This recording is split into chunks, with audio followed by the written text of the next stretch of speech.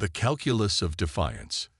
The Syraxian Empire stretched across 17 star systems, a monument to precision and order.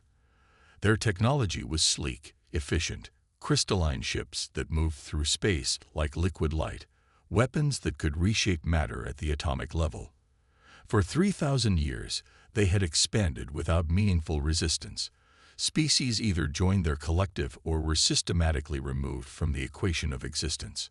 The high mathematicians of the Syraxian ruling council didn't consider themselves conquerors. They were simply solving the universal equation, removing variables that threatened stability. Their four-lobed brains calculated every outcome, every probability. War was just another formula to them, a series of inputs that invariably led to one output: Syraxian victory. Earth wasn't even supposed to be on their chart. A blind jump to escape a solar flare had brought the colony ship Endurance face to face with a Syraxian patrol fleet. Captain Maya Chen had followed first contact protocol to the letter. Open communications, non-threatening posture, exchange of basic language parameters. The Syraxians responded with a single transmission. Your species will integrate or be eliminated. You have 48 Earth hours to relay this message to your government and provide their answer. In the quiet of the Endurance's bridge, Chen stared at the message until her eyes burned. "Send the emergency beacon," she ordered, her voice steady despite the tremor in her hands. "And prepare to run like hell." Back on Earth, the United Defense Council received the message with eerie calm. Admiral Kawase, scared from the resource wars, looked around the table at the assembled leaders. "They think we're going to roll over," he said with a grim smile. "They have no idea what humanity is capable of." Within 24 hours, every military installation on Earth and the colonies was at full alert. Ships that had been mothballed after the resource wars were reactivated, but these weren't the sleek vessels the public knew about. These were the Dark Fleet, warships built not for show, but for one purpose: survival at any cost. The response Earth sent was simple: a visual transmission showing Earth's fleet assembling at the edge of the solar system. No words, no threats, just the reality of what was coming. On the Syraxian command ship, High Mathematician Vex Kirill reviewed the transmission with mild curiosity that quickly turned to confusion. The ships in the visual didn't match any known human designs. They were brutish, asymmetrical, covered in layered armor that showed signs of multiple repairs. Weapon systems protruded from every angle, not in the elegant arrangement Syraxians preferred, but in chaotic clusters that seemed to follow no logical pattern. "Analyze these vessels," Vex Kirill ordered. "Determine their combat effectiveness." The analysis took less than a minute, but the results made no sense. "Impossible," the subordinate mathematician murmured. "According to our calculations, these ships are inefficient. They waste resources, generate excessive heat, and lack our refined targeting systems." "Then they pose no threat," Vex Kirill concluded. "That's not what I said," the subordinate corrected, mandibles clicking with unease. "They're inefficient by our standards, but they're built to endure damage that would destroy our ships 3 times over. And their weapons, they're crude but overwhelmingly powerful." Vex Kirill moved closer to the display, compound eyes narrowing. Why would they build ships this way? It wasn't a rhetorical question. In the Syraxian mind, form followed function with mathematical precision. These human ships suggested a function he couldn't comprehend. "I believe," the subordinate said carefully, "they built these ships to survive losing." The concept was so alien that Vex Kirill's translator took several seconds to process it. "Explain." "Our ships are designed to win engagements through superior technology and precision. These human vessels appear designed to continue fighting even after sustaining catastrophic damage. They're not built to win elegantly. They're built to ensure that even in defeat, they inflict maximum casualties." A chill crept through Vex Kirill's exoskeleton. For the first time in his extensive career, he faced an equation with variables he couldn't fully analyze. The human fleet moved with surprising coordination, emerging from hyperspace at precisely calculated points around the Surrection patrol group. But instead of holding formation, they immediately scattered, each ship taking an unpredictable vector while maintaining a loose sphere around the Surrections. "They're being erratic," Vex Kirill observed. "They have no coherent battle plan." The weapons officer's mandibles trembled. "High mathematician, they're making it impossible to predict which ships to target first. It's chaos is strategy." When the first shots came, they weren't the precision strikes the Surrections had expected. Instead, the human ships fired massive barrages of projectiles. Simple tungsten rods accelerated to near-relativistic speeds. No guidance systems, no complex energy matrices, just brute kinetic force. The elegant shields of the Surrection vessels, designed to disperse energy weapons, struggled against the primitive assault. 3 patrol ships shattered in the first volley, crystalline hulls fragmenting into glittering clouds of debris. Vex Kirill ordered an immediate response. Surrection beam weapons lanced out, cutting through space with mathematical precision. They struck the human vessels with devastating accuracy, but the results defied calculation. The human ships didn't shatter. They bled. Armor plating boiled away, exposing internal systems that should have been critical failures. But the ships kept fighting, kept moving, power rerouting through redundant systems that made no logical sense in their arrangement. "Impossible," Vex Kirill whispered as the data poured in. "Their ships should be disabled. The damage they've sustained. They're ignoring compartments that have been breached," the tactical officer reported, voice rising with something the Surrections rarely experienced: fear. "They're sealing sections and abandoning crew to vacuum rather than withdrawing." The battle that should have lasted minutes stretched into hours. Surrection ships, despite their technological superiority, fell one by one. The human vessels, though grievously wounded, pressed the attack with increasing ferocity. The command ship's sensors detected a new threat: smaller craft launching from the human vessels. Not fighters, but boarding parties. "They're trying to capture our ships," Vex Kirill realized too late. "They want our technology."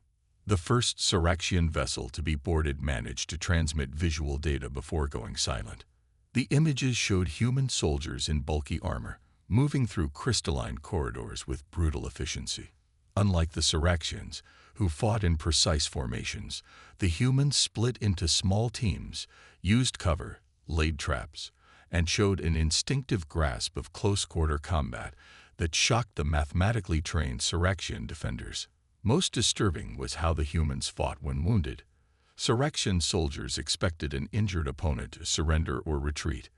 The humans seemed to fight harder, as if pain itself was fuel. As the battle turned decisively against them, Vex Kirill made the only logical decision: retreat. The command ship and 2 escorts activated their jump drives, tearing holes in spacetime to escape. The last thing Vex Kirill saw before the jump was a human ship, its hull torn open to vacuum, engines burning beyond safe parameters, accelerating on a collision course with one of the retreating Surrection vessels. In the quiet after the jump, Vex Kirill stared at the battle data, trying to make sense of what he had witnessed. The humans hadn't just fought. They had sacrificed ships, accepted catastrophic damage, and kept attacking when all logical analysis said they should have withdrawn. "We need to report to the Grand Calculation," his second-in-command said quietly. Vex Kirill nodded slowly. "Yes, they need to know what we're facing." He paused, mandibles working nervously. "But I don't think our current models can calculate this outcome." The ship accelerated toward the heart of the Surrection Empire, carrying news that would force the greatest mathematical minds in 17 systems to confront an uncomfortable truth. They had encountered a species that didn't follow the rules of their universal equation. And somewhere behind them, tracking their jump signature, the human fleet prepared to follow. The weight of determination. The Grand Calculation Chamber on Surax Prime fell silent as Vex Kirill finished his report. 17 high mathematicians sat in a perfect circle, their compound eyes reflecting the holographic battle data floating in the center of the room. For beings accustomed to order and predictability, the chaotic human combat footage was deeply disturbing. This cannot be accurate, first mathematician Zelkorus finally said, mandibles clicking in agitation. No species fights this way. It defies rational analysis. The data is complete and uncorrupted. Vex Kirill replied, I've run all standard verification protocols. Then we are dealing with an anomaly, another mathematician suggested.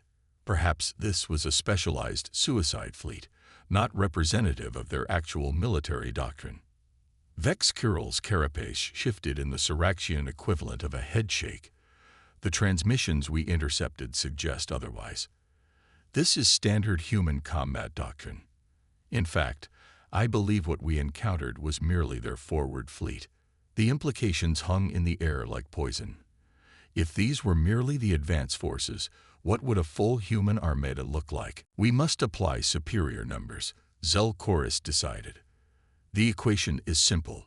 Even irrational tactics fail against sufficient force. But it wasn't simple. Within days, human ships appeared in 6 Syraxian systems simultaneously. Not massive fleets, but small, deadly groups that struck critical infrastructure and disappeared before the response fleets could engage. They targeted communication relays, fuel depots, shipyards, all with surgical precision that belied their brutal appearance. In the Terexi system, a single human vessel sacrificed itself to destroy a primary fuel production facility, ramming the station at near light speed after sustaining damage that should have rendered it inoperable. The resulting explosion destroyed not just the station, but 3 nearby Syraxian defenders. Most disturbing were the psychological tactics. Human ships broadcast on all Syraxian frequencies, not threats or demands, but sounds. The screams of dying Syraxians, recorded during the first engagement, the rhythmic thumping that human soldiers made as they breached Syraxian hulls. Music, chaotic arrangements of sound that followed no mathematical progression, yet somehow resonated with primal fear centers in the Syraxian brain. They're not just attacking our ships, second mathematician Nexferal observed. They're attacking our certainty. A month into the conflict, the Syraxians had lost 28% of their military capacity while confirming the destruction of only 12 human vessels. The numbers were impossible, defying every calculated outcome. Zelkorus called an emergency session of the grand calculation. We need to understand their logic, he insisted. All warfare has an underlying mathematical structure. We simply haven't discerned theirs yet. A junior mathematician cautiously raised a limb. First mathematician, I've been studying their communications, their behavior patterns. I believe their logic is historical rather than mathematical. Explain, Zelkorus demanded. The humans have experienced multiple near-extinction events in their development. Global wars, climate catastrophes, pandemics. Each time, they survived not through superior technology or numbers, but through what they call tenacity, a refusal to accept defeat even when all variables indicated as the only outcome. The chamber hummed with uneasy clicking. Their ships reflect this evolutionary pressure, the junior mathematician continued. They're designed with the assumption that damage is inevitable, that losses are acceptable if the objective is achieved. It's not that they want to die. It's that they've evolved to accept death as a possible cost of success. Zelkorus's compound eyes narrowed. Are you suggesting they're irrational? No, first mathematician. I'm suggesting their rationality operates on a different variable set than ours. We calculate to avoid loss. They calculate to achieve victory despite loss. The discussion was interrupted by an alert. A human fleet, the largest yet encountered, had appeared at the edge of the Syraxian home system. At its center was a vessel that dwarfed anything previously seen, its hull bearing the scars of what must have been dozens of previous engagements. First deployed was not weapons, but a message, broadcast in perfect Syraxian mathematical language. We are the united fleet of Earth. We did not want this war. You forced it upon us. Now we offer you a single chance, unconditional surrender, or mathematical certainty of your extinction. Zelkorus scoffed at the audacity. They cannot possibly destroy our entire species. The calculation is impossible. With respect, first mathematician, Vex Kirill said quietly, I no longer believe they are constrained by what we consider possible. The Syraxian defense fleet moved to intercept, forming a perfect geometric array that had proven mathematically optimal in thousands of previous engagements. The human fleet responded with what appeared to be random positioning, ships constantly moving, changing vectors unpredictably. The battle began with a Syraxian volley, targeted, precise, devastating. Human ships exploded, atmosphere venting into space, debris spinning away. But instead of retreating or regrouping, the remaining vessels accelerated, closing the distance at reckless speed. And then came the true horror. The human ships began to transform. Sections that appeared to be damaged separated, revealing they were independent vessels. What had seemed like random positioning now showed its true purpose, a three-dimensional envelopment that no Syraxian algorithm had predicted. They sacrificed their outer ships deliberately. Vex Kirill realized in shock. They were never damaged. They were decoys to draw our fire while the rest maneuvered into position. The human counterattack was overwhelming. Not just conventional weapons, but electromagnetic pulses that scrambled Syraxian navigation, clouds of microscopic particles that abraded crystalline hulls when ships tried to maneuver through them, and worst of all, captured Syraxian technology, turned against its creators. In the command chamber, Zelkorus watched in disbelief as the perfect defensive formation collapsed into chaos. This cannot be happening, he whispered. The calculations were perfect. They weren't fighting the battle we calculated, Vex Kirill said. They were fighting the battle after it. The massive human flagship, now identified as the UES Consequence, pushed through the disintegrating Syraxian formation. It transmitted a new message. Your defense has failed. We now target your planetary infrastructure. This can end now, or it can end with your civilization in ruins. Choose. For the first time in 3,000 years of expansion, the Grand Calculation Chamber voted unanimously for surrender. The terms were surprisingly simple. The Syraxians would withdraw from all contested space, release all subjugated species, and submit to monitoring by a coalition of independent worlds. In return, their homeworld and core systems would remain untouched. When Zelkorus, mandibles trembling with humiliation, asked why the humans didn't simply destroy them as they had threatened, the human admiral smiled tiredly. Because unlike you, Admiral Helena Kouassi said, the scars on her dark face catching the light, we don't calculate species out of existence. We fight when we must, but we prefer to solve problems without elimination.